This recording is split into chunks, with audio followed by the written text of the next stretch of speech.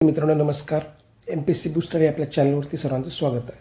आपण जर नवीन असाल तर कृपया सबस्क्राईब करा, जेणेकरून येणारे व्हिडिओ तुमचे मिस होणार नाहीत. व आपल्या टेलिग्राम चॅनल आहे MPSC बूस्टर, ते देखील जॉईन करा. त्यामुळे आपल्याला तयारीसाठी खूप मदत होणार आहे. तर आज आपण एक महत्त्वाच्या विषयावरती बोलणार आहोत, तयारी अर्थशास्त्राची. राज्यसेवा पूर्व असेल, कंबाईन पूर्व असेल, या सर्वांच्या दृष्टीनं पूर्वपरीक्षेला अर्थव्यवस्था हा जो विषय आहे तो खूप महत्त्वाचा आहे. अर्थव्यवस्थेला 15 क्वेश्चन येतात राज्यसेवा पूर्वला, आणि जो सिलेबस त्यांनी दिला आहे ते सिलेबसच्या बाहेर आयोग जात नाही. त्या 15पैकी किमान आपल्याला 12-13 क्वेश्चन्स बरोबर येतातच अर्थव्यवस्थेला. जर आपण व्यवस्थित स्ट्रॅटेजीनं अर्थव्यवस्थेचा अभ्यास केला तर 15पैकी 12-13 येतात. म्हणजे जवळपास समजा 12 बरोबर आले तर 24 मार्क्स देणारा हा विषय आहे. आणि हा खूप महत्त्वाचा विषय आहे. परंतु ह्याच्याबाबत करायचं काय हे मग नक्की माहीत नसल्यामुळं तयारी चुकीच्या पद्धतीने केल्यामुळे हा मार्क्स देत नाही. तर आजच्या व्हिडिओत पाहणार आपण की नेमकं करायचं काय जेणेकरून आपल्याला मार्क्स येणार आहेत. काही मी टॉपिक्स इथे एक्सप्लेन पण करणार आहे, जेणेकरून तुम्हाला समजेल की तयारी कशी करायची असते. आणि जर तुम्हाला सर्वच टॉपिकची तयारी करून घ्यायची असेल, इथं जसं आपण एक्सप्लेन केलं आहे त्या पद्धतीनं अशी तयारी पाहिजे असेल तर आपली एक बॅच पण आहे. त्या बॅचमध्ये आपण अर्थव्यवस्था, राज्यशास्त्र म्हणजे पॉलिटी आणि भूगोल हे 3 विषय पूर्वपरीक्षेचे जे 45 क्वेश्चन येतात ना, त्यांची आपण चांगली तयारी सध्या करून घेत आहोत. याची एक रेकॉर्डेड बॅच आहे आपल्याकडे, ऑडिओ रेकॉर्डेड बॅच आहे. जे स्टँडर्ड नोट्स आहेत, आयोगाचे क्वेश्चन्स आहेत, त्याला धरून हे ऑडिओ रेकॉर्डिंग बनवलं आहे, जे तुम्ही कितीही वेळा एक्झाम होईपर्यंत ऐकू शकता. आणि तुम्हाला जे क्वेश्चन्स येणार आहेत 45, तिथं मॅक्झिमम तुमच्या बरोबर येणार आहेत. ट्रिक्स सांगितलेत, संकल्पना क्लिअर करून सांगितले. तुम्हाला आत्ता पूर्ण तुम्ही व्हिडिओ बघा, मग तुमच्या लक्षात येईल की आपण अर्थव्यवस्थेची कशा पद्धतीने तयार करून घेत आहोत. अशीच तयारी आपण भूगोल, पॉलिटीची करणार आहोत. पॉलिटीचे 22 रेकॉर्डिंग झालेले आहेत, ते अवेलेबल आहेत. अनेकांनी बॅच जॉईन केल्या, तुम्ही पण जॉईन करा. तर आता आपण बघूया आजच्या व्हिडिओमधला महत्त्वाचा विषय जो आहे तो आहे सस्टेनेबल डेव्हलपमेंट इंडेक्स, ज्याच्यावरती दररोजचे क्वेश्चन येतात. आता आपण सस्टेनेबल डेव्हलपमेंट गोल्स SDG जे आहे ते बघणार आहोत. प्रत्येक परीक्षेला याच्यावरती प्रश्न आहे. हे जे सस्टेनेबल डेव्हलपमेंट गोल्स जे आहेत ना, हे 2015मध्ये न्यूयॉर्कमध्ये शाश्वत विकास परिषद भरली होती, सस्टेनेबल डेव्हलपमेंट समिट भरली होती. तर त्या परिषदेने SDG सस्टेनेबल डेव्हलपमेंट गोल घोषित केले. ही जी परिषद न्यूयॉर्कमध्ये झाली होती, संयुक्त राष्ट्राची परिषद होती, 2015ला झाली होती. त्याच्यात SDG घोषित केले गेले. इयर महत्त्वाचं आहे, ठिकाणी महत्त्वाचं आहे. 2015 साली न्यूयॉर्कमध्ये. कोणी घोषित केलं? शाश्वत विकास परिषदेनं ही SDG आणलेलं आहे. आणि या SDG संदर्भात त्या विकास परिषदेमध्ये एक विषयपत्रिका होती, तिचं नाव होतं transforming our world, the 2030 agenda for sustainable development. काय आहे? ट्रान्सफॉर्मिंग आवर वर्ल्ड, आपलं वर्ल्ड ट्रान्सफॉर्म करायचं आहे. Transforming our world, the 2030 agenda for sustainable development. म्हणजे 2030चा अजेंडा आहे सस्टेनेबल डेव्हलपमेंटचा, शाश्वत विकासाचा. Transforming our world, the 2030 agenda for sustainable development, अशी ही SDGची जी ध्येय आहेत ती स्वीकारलेली परिषद होती. आता हे बेसिक समजले की SDG कुठून आलं ते समजलं. 2015च्या न्यूयॉर्कच्या सस्टेनेबल डेव्हलपमेंट समिटमधून आलेलं आहे. मग SDGची ध्येय किती आहेत? 17 ध्येय 2030पर्यंत पूर्ण करायचे आहेत.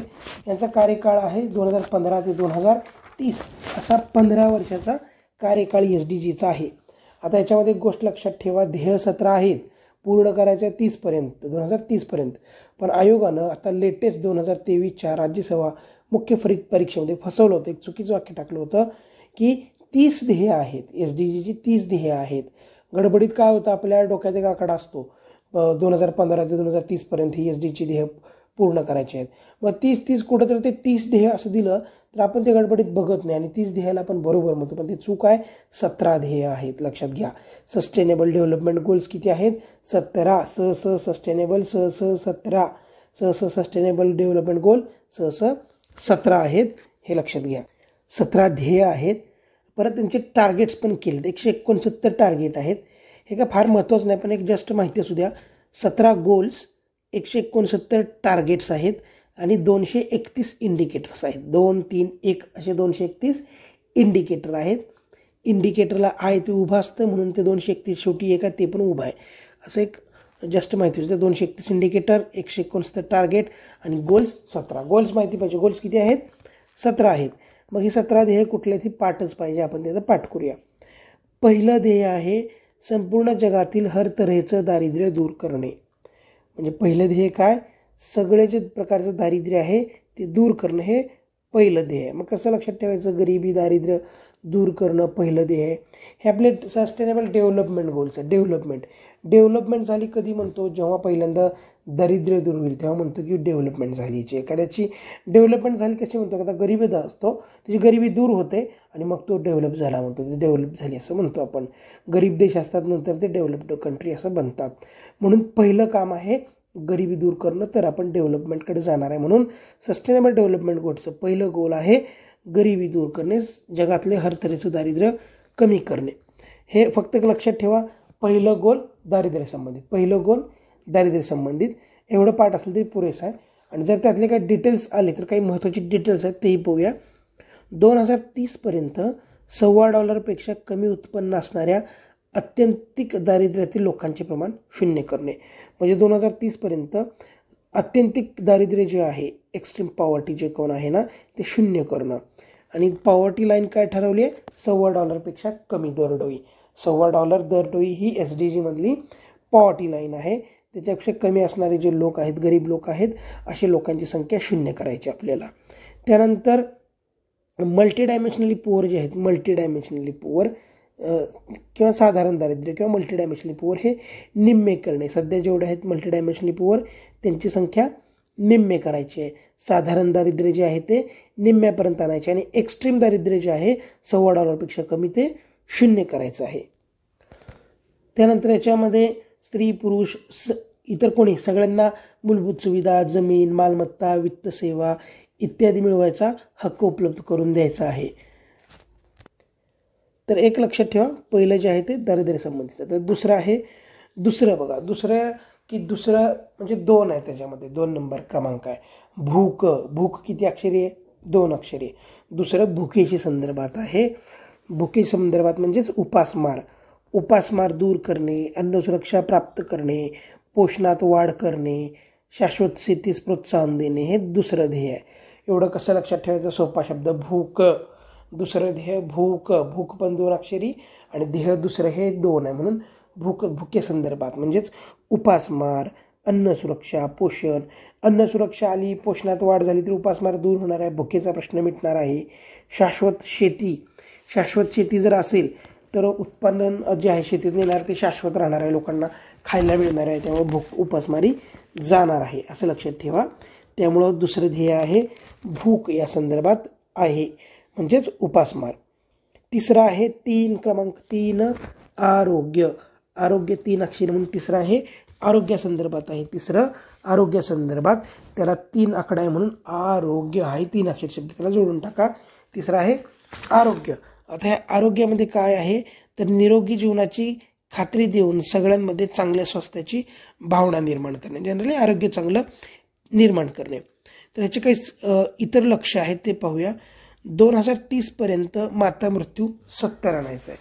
माता मृत्यू 70 हा आकडा लक्षात ठेवा. माता 70. माता मृत्यू किती आणायचा आपल्याला? 70पेक्षा खाली आणायचा. माता मृत्यू 70. माता 70 हे करायचं आहे. बालमृत्यू जो आहे ना तो बालमृत्यू 25 आहे. बालमृत्यूचं काय टार्गेट आहे?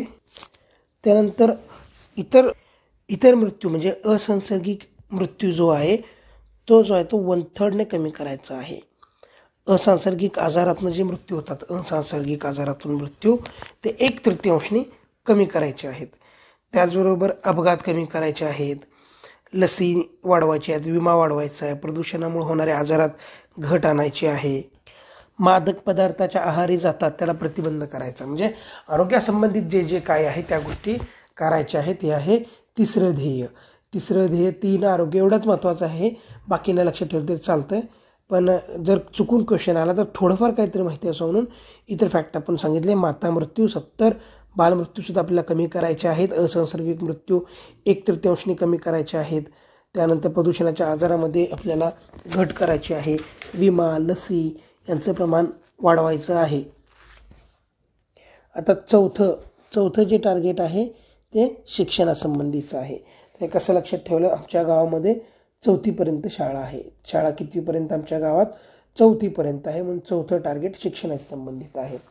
चौथं ध्येय जे आहे SDGचं ते एज्युकेशन संदर्भात आहे, शिक्षणासंदर्भात आहे. आणि ते कसं लक्षात ठेवायचं? पहिलं आपण काय म्हटलं? पहिलं आहे दारिद्र्य दूर करा, दुसरं 2 अक्षरी भूक, तिसरं 3 अक्षरी आरोग्य, चौथं जे आहे ना ते 4थीपर्यंत शाळा आहे, म्हणून चौथं हे शिक्षणासंदर्भात आहे. आणि त्याचं जे हे ध्येय आहे ते असं आहे की समावेशक न्याय असं दर्जेदार शिक्षण देऊन सर्वांना आयुष्यभर शिकता येईल अशी संधी निर्माण करणे, म्हणजे समावेशक न्याय असं दर्जेदार शिक्षण द्यायचं आहे. थोडक्यात लक्षात ठेवा की चौथं जे आहे ते शिक्षणासंदर्भात आहे. प्राथमिक माध्यमिक ही जी काही शिक्षण आहे ते 2030पर्यंत एक चांगली पातळी त्यात गाठायची आहे. मुलींना मोफत न्याय दर्जेदार प्राथमिक आणि माध्यमिक शिक्षण 2030पर्यंत द्यायचं आहे. त्याचबरोबर पूर्व प्राथमिक जे शिक्षण असतं ते सुद्धा 2030पर्यंत चांगली पातळी त्याची प्राप्त करायची आहे. तांत्रिक शिक्षण, व्यावसायिक शिक्षणसुद्धा 2030पर्यंत गाठायचं आहे. त्यानंतर रोजगार मिळेल अशी व्यावसायिक स्किल्स तीसुद्धा द्यायची आहेत. आणि शिक्षणातली असमानता दूर करायची आहे आणि प्रौढ साक्षरतेमध्ये सुद्धा वाढ करायची आहे.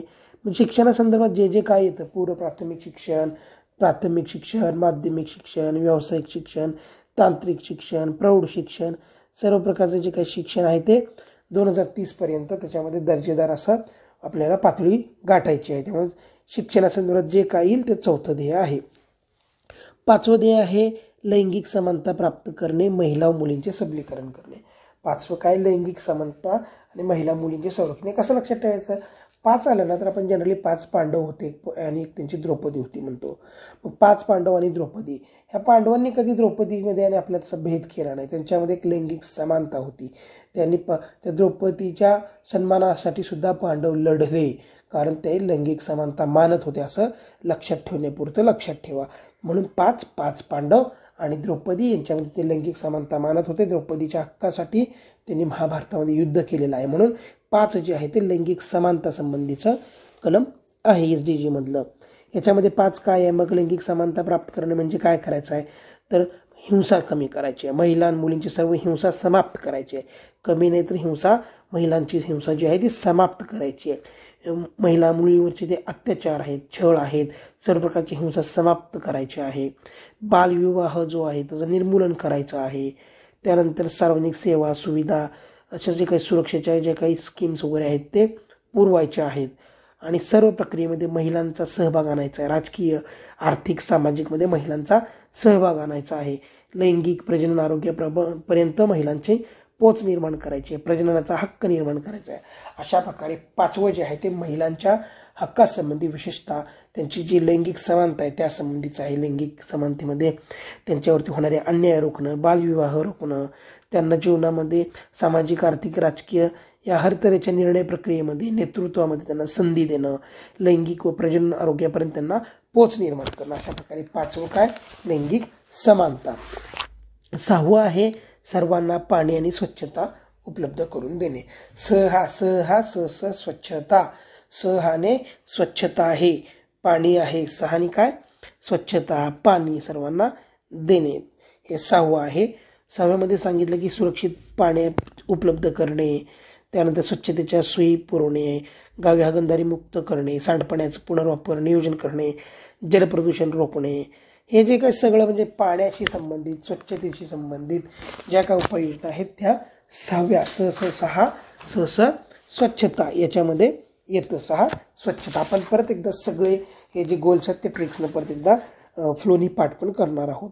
त्यानंतर 7वं जे ध्येय आहे ते सर्वांसाठी परवडण्याजोगी, विश्वसनीय व शाश्वत ऊर्जा. 7वं आहे शाश्वत ऊर्जा परवडण्याजोगी. हे कसं लक्षात ठेवा? 7वं आणि ऊर्जा, शाश्वत ऊर्जा. शाश्वत ऊर्जा म्हणजे काय असतं? दिवा, लाईटचा दिवा वगैरे ही आपली ऊर्जाचा, एनर्जीचा, लाईटचा दिवा वगैरे 7वं ह्याच्यामध्ये. कसं लक्षात ठेवायचं? जनरली आपल्याकडे कसं संध्याकाळी 7 वाजले तर आपण दिवा लावतो, लाईटचा दिवा लावतो 7 वाजता. म्हणजे आपल्याकडे शाश्वत ऊर्जा येते 7 वाजता. 7लाच का लावतो आपण? जर दिवसभर तो दिवा लावला तर ऊर्जाची ते विनाकारण वापरली जाणार आहे, ऊर्जेचे स्रोत संपणार आहेत. मग पुढच्या पिढीला ऊर्जा मिळणार नाही आहे म्हणजे तो शाश्वत वापर नाही आहे. शाश्वत वापर, शाश्वतता म्हणजे काय, संशोधनं अशी वापरायची की पुढच्या पिढीला सुद्धा ती संशोधनं टिकून राहतील, ती ओरबाडायची नाही आहेत, ते म्हणजे शाश्वतता असते. म्हणून 7व्यामध्ये जी शाश्वत आणि परवडण्याजोगी ऊर्जा सांगितली ना ती 7व्यामध्ये, ती शाश्वत ऊर्जा 7ला का बरं आहे, तर दिवसभर आपण बल्ब चालू ठेवत नाही ना तर ते कोळसं संपून जाईल पुढच्या 5-10 वर्षातच. कोळशाची वीज बनते प्रामुख्याने आपल्या इथं. म्हणून आपण काय करतो, 7 वाजेपर्यंत वाट बघतो, 7ला जेव्हा अंधार पडेल तेव्हा आपण लाईट चालू करतो, असं लक्षात ठेवा. आणि तेव्हा शाश्वत ऊर्जा आपल्याला मिळते, कारण आपण ती जपून वापरत आहोत. 7 आहे शाश्वत ऊर्जा. संध्याकाळी 7ला आपल्याकडे सगळ्यांच्या घरी शाश्वत ऊर्जेने आपण दिवा लावतो, 7 वाजता दिवा लावतो, हे लक्षात घ्या. 7मध्ये सांगितलं 2003 पर्यंत परवडण्याजोगी विश्वसनीय शाश्वत ऊर्जा उपलब्ध करून देणे. त्यानंतर जागतिक ऊर्जा निर्मितीत पुनर्निर्मितीक्षम जो ऊर्जा म्हणजे सोलार असेल, पवन ऊर्जा असेल, अशी पुनर्निर्मितीक्षम जो ऊर्जा त्याचा वाटा वाढवायचा आहे आणि ऊर्जा कार्यक्षमतेचा दर दुप्पट करायचा. एवढं मायनर लेवलचा विचारणार नाही आहे, फक्त लक्षात ठेवा 7वं जे आहे ते शाश्वत ऊर्जा या संबंधीचं ते क्रम आहे. त्यानंतर 8वं आहे आर्थिक वाढी संबंधीचं 8वं ध्येय आहे. निरंतर समावेशक शाश्वत आर्थिक वाढीला प्रोत्साहन देणे, उत्पादक रोजगार देणे, सर्वांना चांगले काम पुरवणे. म्हणजे काय, तर शाश्वत आर्थिक वाढ, उत्पादक रोजगार, सर्वांना चांगले काम, हे 8वं ध्येय. हे कसं लक्षात ठेवायचं, जेव्हा 8वी पंचवार्षिक योजना सुरू होती तेव्हा 1991मध्ये आपण LPG धोरण आणलं, त्याच्यानं काय झालं, आर्थिक वाढीला प्रोत्साहन मिळालं. 8व्या योजनेमध्ये आपल्याला आर्थिक वाढीस प्रोत्साहन मिळालं LPG पॉलिसीमुळं, खाऊच्या धोरणामुळं. उदारीकरण केलं, परदेशातल्या कंपन्या आल्या, आपली आर्थिक वाढ झाली. हे सगळं कधी झालं, 8व्या योजनेमध्ये झालं. मग उत्पादक रोजगार निर्माण झाले, सगळ्याला काम मिळालं, हे सगळं 8व्या योजनेत झालं. म्हणून 8वं ध्येय जे आहे ते जे आहे आर्थिक वाढीला प्रोत्साहन देण्यासंदर्भात आहे, असं लक्षात ठेवा. कसं लिंक केलं आपण, 8व्या योजनेत आपण LPG खाऊच्या धोरण आणलं, त्यामुळे भारताची आर्थिक वाढ झाली, भारतात अर्थव्यवस्था जी आर्थिक संकटात अडकली होती त्यातनं बाहेर पडली, रोजगार निर्माण झाले, सगळ्यांना काम मिळालं, आर्थिक वाढ झाली, हे 8व्या योजनेत झालं. म्हणून 8वं SDGचं ध्येय आहे ते 8वं ध्येय आर्थिक वाढ, उत्पादक रोजगार या संबंधीचं ध्येय आहे. याच्यामध्ये काय आहे टार्गेट, तर अविकसित देशामध्ये 7% वार्षिक GDP वृद्धी दर गाठणे. GDPमध्ये वाढ जी आहे ती 7% असेल अविकसित देशामध्ये, जेणेकरून त्यांची आर्थिक वाढ होणार आहे. त्यानंतर नवीन तंत्रज्ञानाचा वापर करायचा आहे. 2025 पर्यंत बालमजुरी संपवायची आहे. 2025 पर्यंत बालमजुरी संपवायची आहे. बालमजुरी संपवण्यासाठी उपाययोजना करणं, वेठबिगारीचं उच्चाटन करणं, हे सुद्धा 8व्या ध्येयामध्ये येतं. म्हणजे आर्थिक वाढ करायची म्हणजे नुसते पैसेच कमवायचे नाही, तर बालमजुरी वगैरे जास्त कमी पैशात बालमजुरी मिळतात, तर अशा गोष्टी पण आपल्याला बंद करायच्या आहेत. या प्रकारे 8व्यामध्ये लक्षात ठेवा 2025 पर्यंत आपल्याला बालमजुरी संपवायची आहे, पूर्ण रोजगार पातळी गाठायची आहे, स्त्रिया पुरुषांना समान वेतन द्यायचं आहे. हे सगळं आर्थिक वाढ. उत्पादक रोजगार आहे, त्याचबरोबर ते रोजगार केला म्हणजे तुम्हाला वेतन पण मिळणार. आणि वेतन कसं असणार आहे, स्त्री पुरुष सगळ्यांना चांगलं काम, समान वेतनची खात्री आपल्याला गाठायची आहे. त्यानंतर प्रशिक्षण वगैरे, रोजगार प्रशिक्षण पुरवायचं आणि जे असं प्रशिक्षण मिळणार नाही अशा तरुणांची संख्या कमी देखील करायची आहे. मी हे डिटेल्स पण ध्येय सांगतोय, कारण जर फिरून क्वेश्चन आला, हे खालचं काही ध्येय विचारलं तर एखादं जरी आपल्याला आठवलं तरी उत्तर बसतं. पण आयोग जनरली 99.99% असं वरचं जे आपलं मेन SDGचं ध्येय तेच विचारतं की 8वं काय बाबा, आर्थिक वाढ, उत्पादक रोजगार, 7वं काय, शाश्वत ऊर्जा, असंच आहे विचारणार आहे. त्याचबरोबर आर्थिक वाढ, रोजगार याच्यामध्ये शाश्वत पर्यटनास प्रोत्साहन पण येतं. शाश्वत पर्यटन, त्याद्वारे रोजगार निर्मिती, स्थानिक संस्कृती, स्थानिक उत्पादनांना प्रोत्साहन देणे, हे सुद्धा 8व्यामध्येच येतं की रोजगार पर्यटनातून होतो, म्हणून पर्यटनाला प्रोत्साहन देणं, शाश्वत पाहिजे पर्यटन. त्यानंतर स्थानिक संस्कृती, उत्पादनांना प्रोत्साहन देणे. आता 9वं आहे 9व्यामध्ये काय आहे, 9ला न इनोव्हेशन असं लक्षात ठेवा. इनोव्हेशन म्हणजे नाविन्यता, नाविन्यतेला प्रोत्साहन देणे, इनोव्हेशनला प्रोत्साहन देणे, हे 9व्याचं ध्येय आहे. त्याचबरोबर पायाभूत सुविधा निर्मिती करून समावेशक शाश्वत औद्योगिकरण करणे, नाविन्यतेला प्रोत्साहन देणे.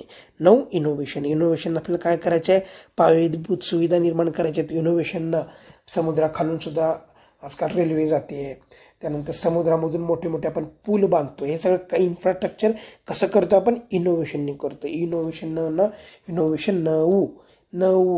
मध्ये न आहे, इनोव्हेशनमध्ये आहे 9 आहे, म्हणून इनोव्हेशनना 9 कलम आहे. लक्षात ठेवा.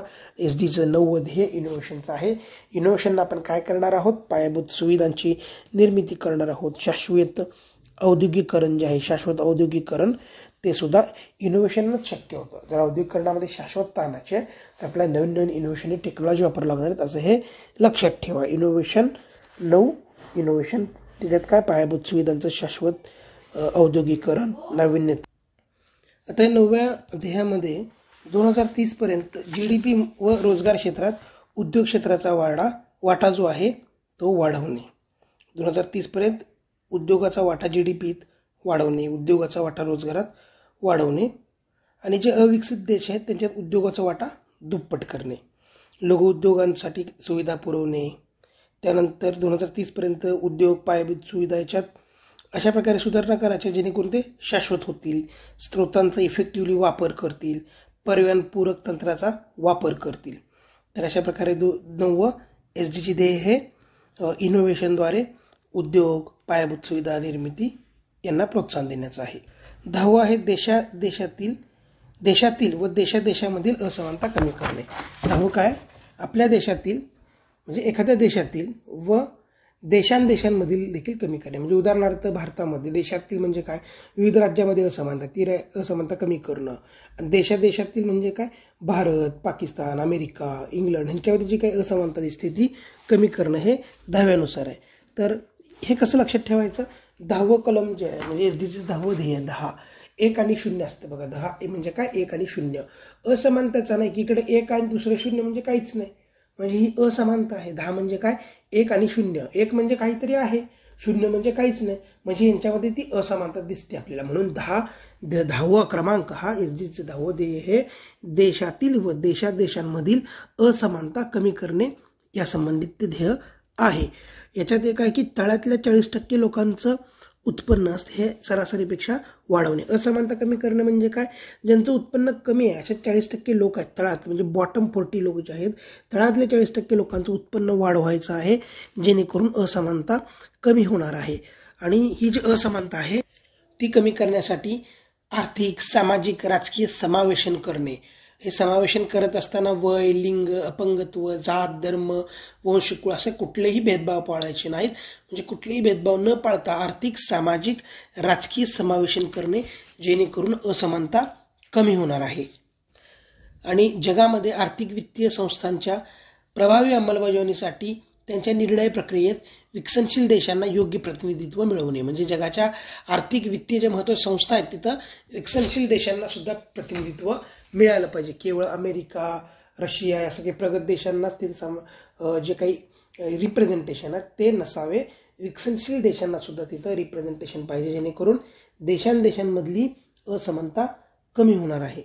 तर 10वं कलम आहे देशातील असमानता कमी करणे. हे 10वं कलम म्हणजे 10वं SDG ध्येय असं लक्षात ठेवा. असमानता 10वं ध्येय असमानता, एवढा एक वर्ड लक्षात ठेवा तरी चालतो. 11 म्हणजे 1-1-11 शहरे व मानवी अधिवास समावेशक, सुरक्षित, लवचिक, शाश्वत करणे. म्हणजे 11 जो काय आहे तो शहरांसंबंधी आहे, मानवी अधिवासांसंबंधीचा आहे आणि तो समावेशक, सुरक्षित, लवचिक करायचं. कसं लक्षात ठेवायचं?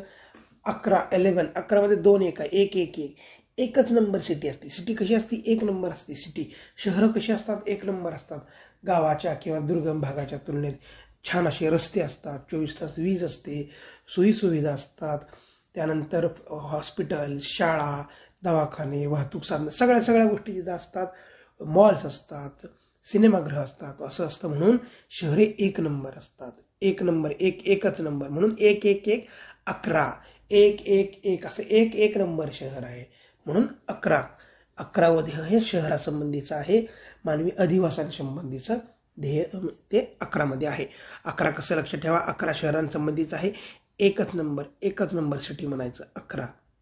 मग ह्या 11 ध्येयात काय सांगितलंय?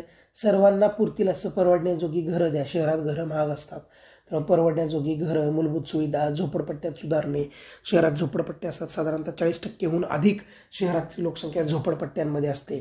म्हणून झोपडपट्ट्यामध्ये सुधारणा करायची आहे. त्यानंतर परवडणारी सुरक्षित वाहतूक यंत्रणा पाहिजे, रस्ते सुरक्षा, सार्वजनिक वाहतूक व्यवस्थेत वाढ करणे, दुर्बल घटकांच्या गरजावर लक्ष देणे, शाश्वत शहरीकरण करणे, त्यानंतर नैसर्गिक सांस्कृतिक वारसा जपणे शहरामधला. त्यानंतर जे आपत्ती येतात शहरांमध्ये, जसं की पाण्याची संकट असतील किंवा आर्थिक आपत्ती पण येतात शहरामध्ये, यामुळं जे होणारे जे मृत्यू आहेत ते मृत्यू रोखणे. आता लक्ष द्या, आरोग्यामध्ये आपण तिसरं ध्येय म्हणलं आरोग्यासंबंधित. परंतु जर असा वर्ड आला की शहरांमधले जे काही आर्थिक आपत्ती आहे, पाण्याशी निगडीत होणारे मृत्यू आहेत ते रोखायचे आहेत, तर ते 11व्या ध्येयामध्ये. असा क्वेश्चन येणार नाही, पण एवढा किचकट जर क्वेश्चन बनवायचा झाला जर बनला तर काळजीपूर्वक वाचा की सुरुवातीला शहर म्हणले का नॉर्मल मृत्यू असं म्हटलं, ते काळजीपूर्वक वाचा. शक्यतो हे काही एवढं डिटेल करण्याची गरज नाही आहे. त्यानंतर आहे शहरामध्ये सार्वजनिक ठिकाणं, उद्यानं या ठिकाणी सोयीसुविधा निर्माण करणे. जनरली 11वं जे ध्येय आहे ते शहरांमधल्या सोयीसुविधांसंबंधित, सुरक्षिततेसंबंधी फॅसिलिटीज असतील या संबंधीचं ते आहे. शहरी अधिवास, शहरं हे सुरक्षित समावेशक ठेवणे. 11 काय, 1 नंबर सिटी 11 शहरांसंबंधित आहे. त्यानंतर 12 आहे शाश्वत उत्पादन आणि उपभोगाचा आकृतीबंध निर्माण करणे. 12 काय आहे, 12 आहे sustainable consumption and production platform, म्हणजे सस्टेनेबल उत्पादन, शाश्वत उत्पादन, उपभोग याचा आकृतीबंध निर्माण करणे. शाश्वत उत्पादन आणि उपभोग म्हणजे काय, नैसर्गिक स्रोत जे आहेत त्यांचा शाश्वत वापर करायचा, त्यासाठी प्लॅनिंग करायचं आहे. आणि जे विकसनशील देश जे आहेत त्यांची क्षमता किती आहे, त्यांचा विकास किती होऊ शकतो, त्याद्वारे तिथं शाश्वत उत्पादन किती होईल, तिथं उपभोग किती पाहिजे, यासाठी एक प्लॅनिंग बनवायचं, एक आराखडा बनवायचं. हे झालं 12मध्ये. एक क्वेश्चन आला होता की संतुलन कसं असलं पाहिजे, उत्पादनात पाहिजे का उपभोगात पाहिजे, त्याचं उत्तर ऑल द अबोव होतं. तर ह्या कलमाशी निगडीत आहे ते की आपलं उत्पादन शाश्वत पाहिजे, उपभोग सुद्धा शाश्वत पाहिजे, नैसर्गिक स्रोताचा वापर शाश्वत पाहिजे, अन्नधान्याचा अपव्यय कमी करा, पुरवठा साखळीतलं नुकसान कमी करा, त्यानंतर कचरा उत्पादनात घट आणा, बहुराष्ट्रीय कंपन्या ज्या आहेत त्यांना प्लॅनिंगसाठी प्रोत्साहित करा जेणेकरून नैसर्गिक स्रोतांचा शाश्वत वापर होईल. त्यानंतर शासकीय खरेदी करणाऱ्या योजनांना प्रोत्साहन द्या. म्हणजे जनरली शाश्वत उत्पादन, शाश्वत उपभोग यासंबंधी कंपन्या असतील किंवा शासन असेल सर्वांनी त्यांच्या स्तरावर प्रयत्न करणं. 12 आहे शाश्वत उत्पादन उपभोग. याचा हे कसं लक्षात ठेवायचं, 12 वाजले की आपलं उत्पादन थांबवायचं. 12ला असं ठोके पडतात घड्याळाचे, थांबा, तुम्ही जर त्याच्यापेक्षा जास्त शाश्वत आपलं उत्पादन ठेवायचं, जर ह्याच्यापेक्षा जास्त तुम्ही कन्झ्युम कराल, नैसर्गिक स्रोत ह्याच्यापेक्षा जास्त वापराल तर मात्र आपल्याला धोका आहे, असं 12चा धोका सांगतो. ते घड्याळ असतात बघा, 12 वाजले की टन टन असे मोठ्याने वाजतात, ते आपल्याला काय अलर्ट करतात, नैसर्गिक स्रोत शाश्वततेने वापरा. 12 काय आहे, शाश्वत उत्पादन करा, शाश्वत उपभोग घ्या, हे 12 सांगतं. शाश्वत घ्या म्हणजे काय, त्याचा कसंही ते ओरबाडू नका, पुढच्या पिढीसाठी पण ठेवा, म्हणजे शाश्वत. हे झालं 12 काय सांगतं, शाश्वत, नाहीतर पुढं धोका आहे, म्हणून ते 12चा जो काटा आहे तो मोठमोठ्याने वाचतो असं लक्षात ठेवा. 12ला सांगतं की तो ठोका सांगतो आपल्याला की शाश्वत उत्पादन आणि उपभोग घ्या. आता 12 वाजलेले आहेत, नाहीतर तुमचे 12 वाजतील. काय, शाश्वत उपभोग करा नाहीतर आपले 12 वाजतील, शाश्वत उत्पादन करा नाहीतर आपल्या पिढीचे 12 वाजतील, पुढच्या पिढीचे 12 वाजतील, असं ही ट्रिकने लक्षात ठेवा. 12 काय, 12 वाजतील जर आपण शाश्वत उपभोग, शाश्वत उत्पादन नाही केलं तर. 13 हे पर्यावरण व त्यावर परिणाम करणारे जे घटक आहेत त्याच्यावर कारवाई करणे. 13 काय, action to combat climate change. ह्याचं सोपी ट्रिक आहे. 13 काय म्हणायचं, 13 क्लायमेट चेंज प्लान क्या है. 13 म्हणजे हिंदीत आपण 13 म्हणजे काय समोरच्याला विचारतो 13 क्या है वगैरे, तसं 13 काय म्हणतो, 13 क्लायमेट ॲक्शन चेंज प्लान क्या है. म्हणजे 13 काय, क्लायमेट चेंज आहे त्याबाबतचं 13 कलम आहे. किंवा 13वं ध्येय क्लायमेट चेंज संबंधीचं आहे. 13 क्लायमेट चेंज ॲक्शन प्लान क्या आहे म्हणायचं. 13 action to combat climate change म्हणजे जे काही पर्यावरण बदल आहे त्याचा सामना करण्यासाठी जी काही क्षमता आहे ती प्राप्त करायची 13नुसार. त्यानुसार राष्ट्रीय धोरणं, नियोजनात पर्यावरणाचा अंतर्भाव करायचा आहे. पर्यावरणावरचा जे परिणाम आहे, जे काही चुकीचे परिणाम होणार आहेत ते थांबवायचे आहेत, त्यासंबंधी जाणीव निर्माण करायची आहे. झालं 13 क्लायमेट चेंज प्लान क्या आहे म्हणायचं, किंवा 13 पर्यावरण बदलसाठीचा प्लान क्या आहे, असं 13 ध्येय पर्यावरणासंबंधीचं आहे. 13 क्लायमेट चेंज प्लान क्या आहे असं म्हणू शकतो. 13 काय, action to combat climate change, पर्यावरण बदल त्याचे परिणाम यावर कारवाई करणे, हे 13 संबंधात आहे. 14 आहे शाश्वत विकासासाठी समुद्र सागरी संशोधनाचा शाश्वत वापर करणे, जतन करणे. 14 समुद्रासंबंधीचा आहे. समुद्र जे आहे शाश्वत विकासासाठी समुद्राचा सागरी संशोधनाचा शाश्वत वापर करायचा, समुद्राचं प्रदूषण रोखायचं आहे. त्यानंतर समुद्र किनाऱ्याचं शाश्वत नियोजन करायचं आहे. मत्स्य वगैरे सुरक्षित राहतील, मासे सुरक्षित राहतील ते बघायचं आहे. अति मासेमारी टाळायची आहे. विध्वंसक मासेमारी पद्धती बंद करायची आहे. अशा प्रकारे हे सगळं 14 जे समुद्राच्या शाश्वत विकासासाठी आहे. म्हणजे मत्स्य उत्पादन वगैरे जे असेल ते शाश्वत पाहिजे. त्यानंतर छोटी बेटं असतील, अविकसित देश आहेत, त्यांना समुद्रापासून मिळणारा शाश्वत लाभ आहे तो वाढवला पाहिजे. जनरली 14 जे समुद्रासंबंधीचं, समुद्राची उत्पादनं, समुद्र किनारे, समुद्रासंबंधी आहे. हे कसं लक्षात ठेवायचं, 14 समुद्र.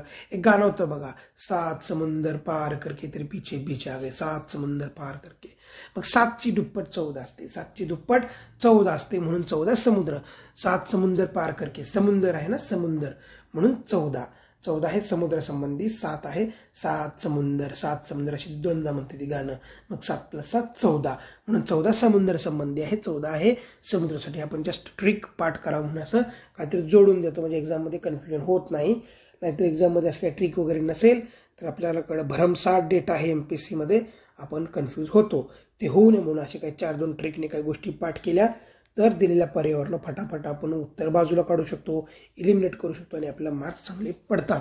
म्हणून 14 लक्षात घ्या. 7 समुंदर पार करके असं ते गाणं आहे. 7ची दुप्पट 14 म्हणायचं. 14 आहे समुद्राचा शाश्वत विकास किंवा शाश्वत वापर समुद्री संशोधनाचा.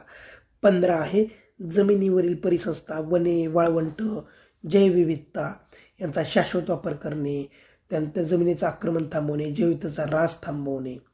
15 कशा संबंधित आहेत, जमिनीवर जे काय असतं, वाळवंट कुठं असतो, जमिनीवर असतो, त्यामुळं जमीन, वाळवंट हे सगळं 15 येतं. वने कुठं असतात, वाळवंटावर असतात, वाळवंटावर नाही, जमिनीवर असतात. वने जमिनीवर असतात, वाळवंट जमिनीवर असतो, म्हणून 15 जे आहे ते जमिनी संदर्भात आहे. त्या सगळ्या गोष्टी येतात की शुष्क जमिनी, वने, त्यानंतर जमीन, गोड्या पाण्यातील परिस्थिती की म्हणजे जमिनीवरचे जे काही गोड्या पाण्याची तळी वगैरे आहेत त्यांची परिस्थिती की जैवविविधतांचं शाश्वत पद्धतीनं व्यवस्थापन करणं, शाश्वत वापर करणं, वनांचं शाश्वत नियमन करणं, त्यानंतर वनांवरचं अतिक्रमण थांबवणं, वाळवंटीकरणाविरुद्ध लढा देणं, कोरड्या दुष्काळाला तोंड देणं, त्यानंतर नैसर्गिक अधिवासात व संकटात सापडलेल्या प्रजातींचा ऱ्हास थांबवणं, त्यानंतर जनुकीय स्रोतांचा सर्वांना परवडण्याजोगा समान फायदा होईल असा वापर करणं, वनस्पती प्राण्यांच्या बेकायदेशीर विक्रीला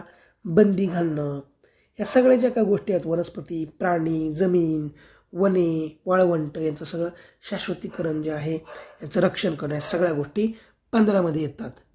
आता हे 15 आहे जमिनी संदर्भात. कसं लक्षात ठेवायचं तर 15 ऑगस्टला भारताची जमीन स्वतंत्र झाली. आपल्या जमिनीवरून इंग्रज 15 ऑगस्टला निघून गेले, म्हणून 15 जमिनीवरून इंग्रज गेले, किंवा 15 आपली जमीन स्वतंत्र झाली म्हणून 15 जमिनी संबंधात आहे असं लक्षात ठेवा. किंवा मला 15 एकर जमीन आहे, म्हणजे वडिलांना 30 एकर जमीन आहे, 2 भावात ते 15 एकर येते, म्हणून मला 15 एकर जमीन आहे.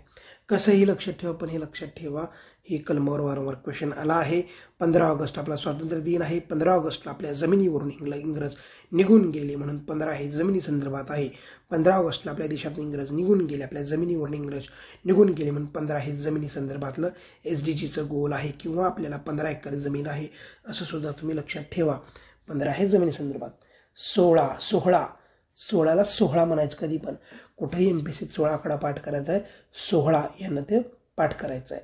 16 का आहे, शांतताप्रिय समावेशक संस्था उभारणे, म्हणजे शांतताप्रिय संस्थांचा 16, समावेशक संस्थांचा 16, सर्वांना न्याय पुरवणे, हे झालं 16. शाश्वत विकासासाठी शांतताप्रिय समावेशक संस्थांचा 16 घ्यायचा. 16 काय, 16 कुणाचा 16, शांतताप्रिय व्यक्ती आल्या तरच 16 होतो ना, जर गोंधळ घालणारे आले तर 16 राहतच नाही. त्यामुळे 16 काय, शांतताप्रिय समावेशक संस्था उभारणे. याच्यात 16 मध्ये सांगितलं सर्व प्रकारची हिंसा रोखणे, हिंसेचे मृत्यू रोखणे, मुलांचे शोषण रोखणे, त्यानंतर कायद्याच्या राज्याला प्रोत्साहन देऊन सगळ्यांना न्याय प्राप्त करून देणे. 16 मध्ये हे शाश्वत विकासासाठी शांतताप्रिय समावेशक संस्था उभारणे, सर्वांना न्याय देणे, या संस्था प्रभावी जबाबदार बनवणे, या सगळं 16 मध्ये येतं. भ्रष्टाचार लाचलुचपत बंद करणे, रोखणे, पारदर्शक संस्था उभारणे, त्यानंतर न्याय ओळख निर्माण करणे म्हणजे न्याय वगैरे पुरवणे, मूलभूत स्वातंत्र्याचं रक्षण याचे खूप डिटेल याच्या 16 मध्ये आहेत. 16 फक्त लक्षात ठेवा. शांततेचा सोहळा किंवा शांतताप्रिय समावेशक संस्था उभारणे, सगळ्यांना न्याय पुरवणे. न्याय मिळवला तर आपण सोहळा साजरा करतो, कोर्टात आपल्या बाजूने न्याय लागला तर आपण सोहळे साजरे करतो. त्यामुळे सोहळा आहे शांतताप्रिय विकासासाठी किंवा शाश्वत विकासासाठी शांतताप्रिय समावेशक संस्था उभारणे, हे झालं 16. शेवटच्या आहे 17. शाश्वत विकासासाठी अंमलबजावणीस गती देणे, जागतिक भागीदारीला प्रोत्साहन देणे. 17 काय? जागतिक भागीदारी, अंमलबजावणीला प्रोत्साहन आणि जागतिक भागीदारी. जर आपण जागतिक भागीदारी जर नीट नाही केली, त्यानंतर जर आपण अंमलबजावणी नीट नाही केली तर 17 नुसार काय आहे? जगाला खतरा आहे. SDG जर गोल आपण नीट नाही केले तर शाश्वत विकास होणार नाही, सगळं संपून जाणार आहे. शाश्वत विकास जर नाही झाला तर पृथ्वीचं नुकसान होणार आहे, पृथ्वीला 17 खतरा होणार आहे. म्हणून 17 मध्ये सांगितलंय भागीदारी करा, भागीदारी नसेल तर खतरा होणार आहे. शाश्वत विकासची अंमलबजावणीला गती द्या, नाहीतर खतरा होणार आहे. हे 17 मध्ये 17 सांगितलंय. शाश्वत विकासासाठी अंमलबजावणीला गती द्या, जागतिक भागीदारीला प्रोत्साहन द्या, हे झालं 17.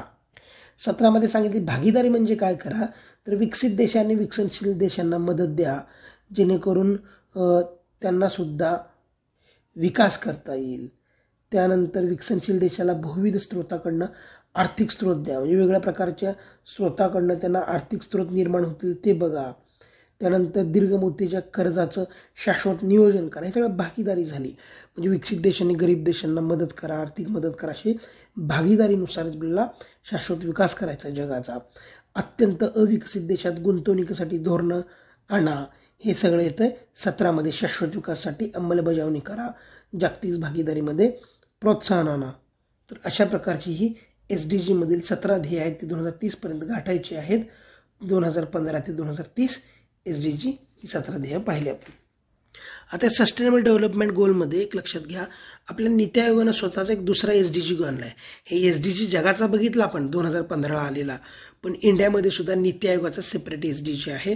तो नीती आयोगाचा SDG वारंवार क्वेश्चन आहे, आता ते पाहूया. नीती आयोगाचा SDG 2018 मध्ये सुरू केला आहे. नीती आयोगानं SDG कधी आणलाय? आपल्या नीती आयोगानं 2018 मध्ये आणला. 2015 जगाचा आहे, त्यानंतर 3 वर्ष नीती आयोगानं आपला 2018 मध्ये SDG आणलाय. मग याच्यामध्ये काय आहे? राज्यांचा परफॉर्मन्स मोजला जातो SDG मध्ये. तो कसा मोजतात? तर काही पॉईंट्स ठेवलेत. 100 पॉईंट मिळवले म्हणजे त्याला काहीतरी म्हणायचं. त्यानंतर 65 ते 99 मिळवलेला एक वेगळं नाव दिले त्या राज्याला. अशा प्रकारे कॅटेगरी केली आहे. मग बघूया, जर समजा कोणी नीती आयोगाने जे क्रायटेरिया ठरवले ते SDGचे, त्यात 100 पैकी 100 पॉईंट आणले. 100 पॉईंट आणले की तो अचिव्हर झाला. अचिव्हरला काय 100 पॉईंट मिळवले की काय होतं? अचिव्ह होतं. सगळे गोल तुम्ही अचिव्ह केले, 100 पैकी 100 पॉईंट्स आणले नीती आयोगाचे, तुम्ही अचिव्हर कॅटेगरीत येतात. अशा राज्यांना अचिव्हर कॅटेगरी असं म्हणतात. त्यानंतर पुढची कॅटेगरी आहे, जर एखाद्या राज्यानं 65 ते 99 याच्यात गुण आणले, 65 ते 99, त्याला फ्रंट रनर म्हणतात. Front runner 65 front runner. म्हणजे 65 ते 99 मध्ये जर तुमचं राज्य आलं, याचा अर्थ तुम्ही फ्रंट रनर आहात, सगळ्यात पुढे तुम्ही पळताय. 65 ते 99 म्हणजे ऑलमोस्ट गाठतच आलाय तुम्ही. 99 पर्यंत गेला म्हणजे गाठतच आलाय. 65 ते 99 असेल त्याला फ्रंट रनर, 65 फ्रंट रनर असं म्हणतात. त्यानंतर पुढची कॅटेगरी आहे 50 ते 64 मधली राज्य. 50 ते 64 मधली राज्याला परफॉर्मर म्हणतात. Performer, P50 performer, P50 performer कॅटेगरीमध्ये येतात. P50 मध्ये 50 ते 64 मध्ये मार्क आणले तुम्ही नीती आयोगाच्या इंडेक्स SDG इंडेक्समध्ये, तर त्या राज्याला परफॉर्मर हा दर्जा मिळाला जातो. त्यानंतर ॲस्पिरंट 0 ते 49 जर आलं तर तो ॲस्पिरंटमध्ये येतो. ॲस्पिरंट 0 ते 49 हे ॲस्पिरंट हा दर्जा दिला जातो. अजून एकदा बघूया, 100 पैकी नीती आयोगाचे 100 SDG पैकी 100 पॉईंट मिळवले त्या राज्याला अचीव्ह म्हणतात, त्याने अचीव्ह केलं. नंतर 65 ते 99 65 फ्रंट रनर म्हणतात, तुम्ही पुढं पडताय सगळ्यांच्या म्हणून त्याला फ्रंट रनर म्हणतात. 65 ते 99 50 ते 64 50 ते 64 50 परफॉर्मर, तुम्ही चांगला परफॉर्म करताय 50 परफॉर्मर म्हणतात. 50च्या पुढे 50 ते 64 परफॉर्मर स्टेट. आणि 0 ते 49 त्याला ॲस्पिरंट म्हणतात. 0 ते 49 ॲस्पिरंट असं म्हणतात. तर हा नीती आयोगाचा आपण जो इंडेक्स आहे तो पाहायला 2018ला आला होता. नीती आयोगाचा SDG इंडेक्स 2018ला आहे. आणि ह्याचे जे लेटेस्ट आहेत म्हणजे महाराष्ट्र कितवा आहे, पहिले कोण राज्य आहे, त्याचं लेटेस्ट करंटमधनं बघून घ्या. मी पण मला हा डेटा सापडला तर तुम्हाला शेअर करतो. पण बेसिक लक्षात